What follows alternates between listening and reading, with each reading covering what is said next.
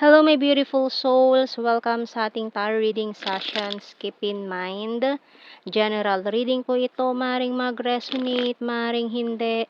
Kunin nyo na lang po kung para sa inyo and leave the rest. Maring mag-shift the energies or magkabaliktad ang sitwasyon. Kaya kayo na pong bahala kung saan kayo nakalugar sa reading natin. Okay? Let's see.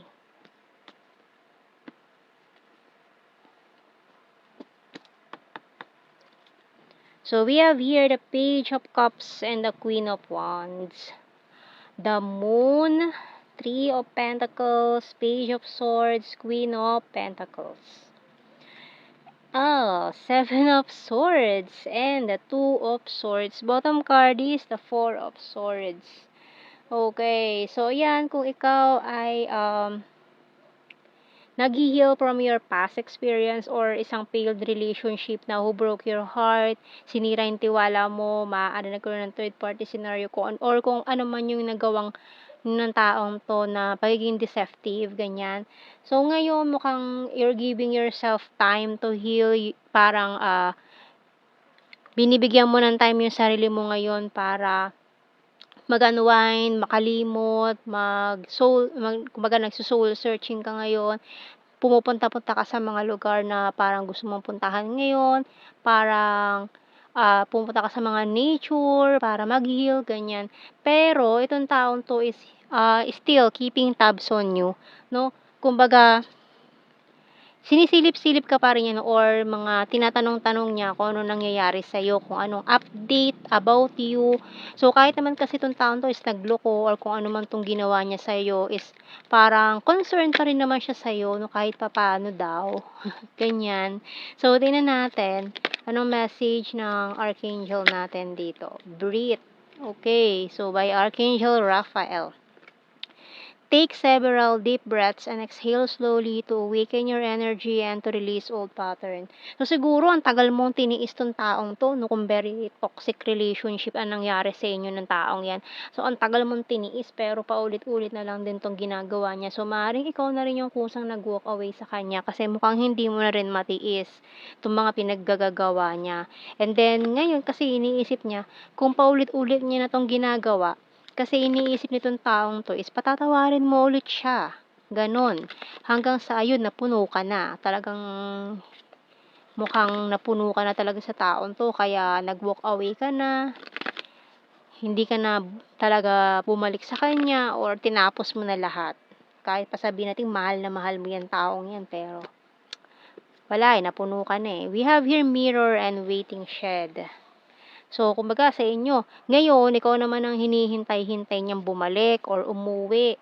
So, we have here broom, snail, sweets, and falling star.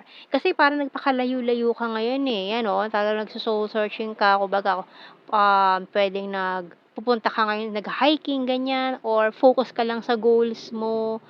Talagang gusto mong ma-reach yung summit ng iyong mga goals and dreams, ganyan, focus ka lang muna talaga sa sarili mo, ayaw mo siyang kausapin, ayaw mo siyang makita, ayaw mong marinig, kahit pangalan man lang ng taong yan, kasi yung mga matatamis na salita, itong taon to is lahat napako lang, 'di ba?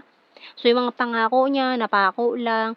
Yung mga matatamis sa salita niya, hanggang salita lang, hindi naman ginagawa, di ba? So, kumbaga, napuno ka na talaga sa taong to na parang wala nang pagbabago sa buhay. Ilang beses na nagsabi, magbabago na ako, hindi ko na uulitin, pero paulit-ulit pa rin, di ba? So, tingnan natin dito sa ating tarot messages, oracle cards. So, ngayon, nung natauhan ka na, ayan, saka naman siya biglang nagpanic diyan. Kasi nga iniisip niya, tatanggapin mo siya ulit eh. Kumbaga, mahal na mahal mo eh. Kaya kahit anong gawin niya, tatanggapin mo, okay lang sa'yo. Pero hindi niya in-expect na last chance na pala yun. Okay? So, tingnan natin sa ating tarot messages, oracle card. So, ngayon, gusto daw niyang bumawi. Kumbaga, parang yung lahat ng ginagawa niya ngayon na sweet gesture, lahat ng ginagawa niyang effort is parang balewala na lang sa'yo lahat.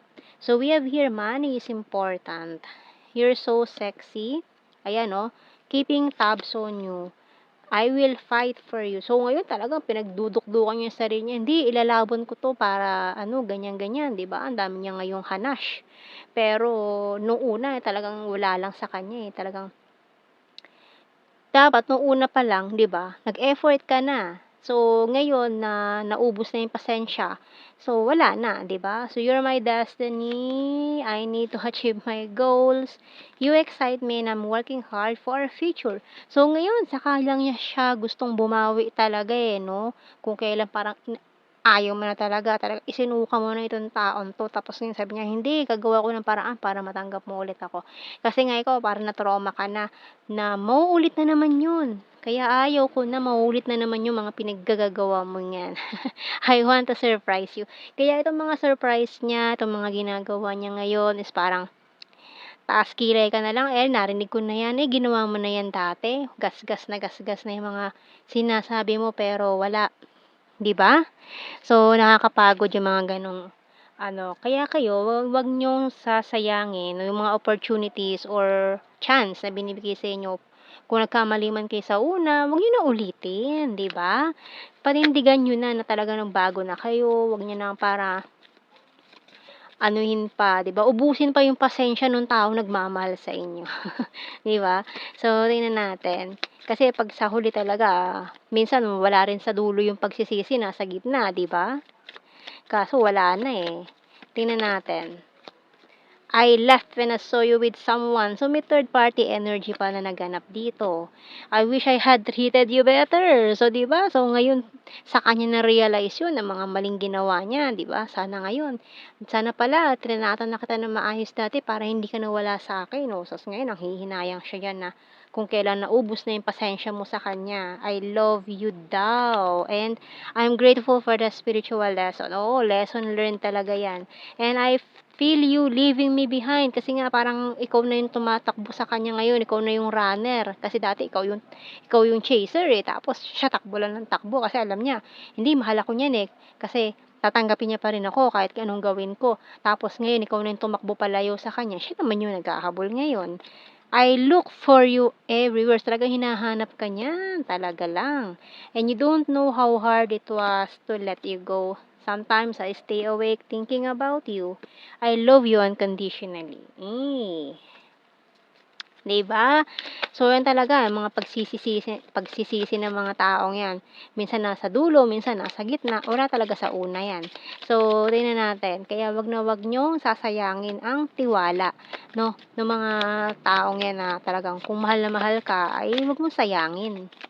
So, yan ang mga initials natin, J, Z, R, L, T, W, A, C.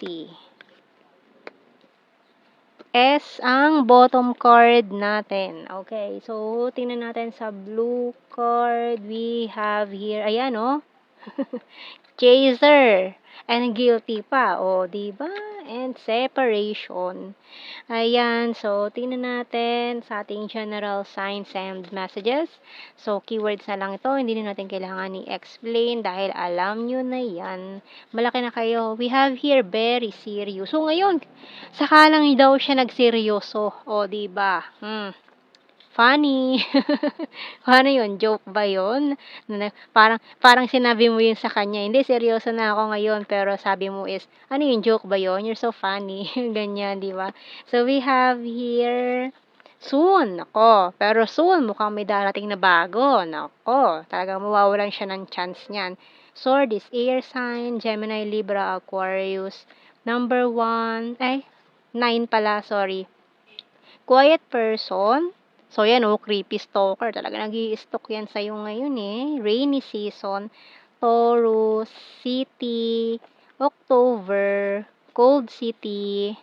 Number 5, July, and soulmate. So mukhang coming in naman ng isang soulmate energy sa'yo.